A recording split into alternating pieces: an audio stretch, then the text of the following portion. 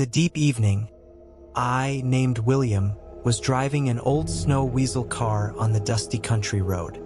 A lonely farm was my destination, where I needed to complete the work I had promised, cleaning up the abandoned barn. When I arrived at the farm, which seemed to be abandoned, it was already completely dark. The moonlight barely shone on the dilapidated barn.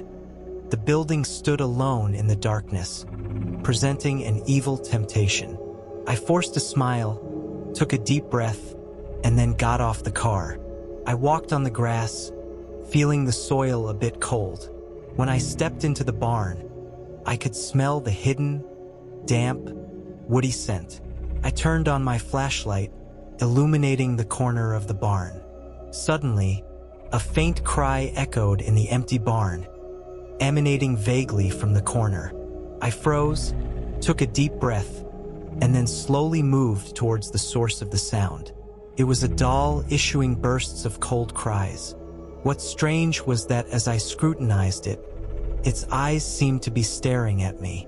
Suddenly, it opened its mouth and let out an abnormal, sharp laugh, piercing through the silent night, making the air become heavy. My heart was racing at its extreme, but I knew I couldn't back down. I took a deep breath, trying to steady myself. Just then, the barn door suddenly swayed with the wind, making a terrifying squeaking sound. I turned my head and saw a figure, a delicate girl, her eyes hollow, her white skirt fluttering in the breeze. She reached out her hand towards me.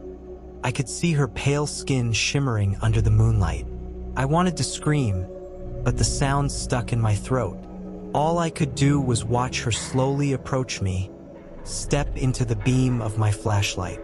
When she reached the end of the beam, she opened her mouth with a smile, revealing sharp fangs, and then she disappeared.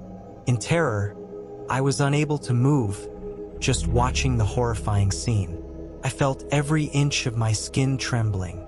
After the delicate girl disappeared, it fell deathly silent again. I knew I had to leave, but my legs wouldn't move. Then, I heard a low voice whistling past my ear, filled with malice. It echoed in my mind, like fragments piercing my consciousness.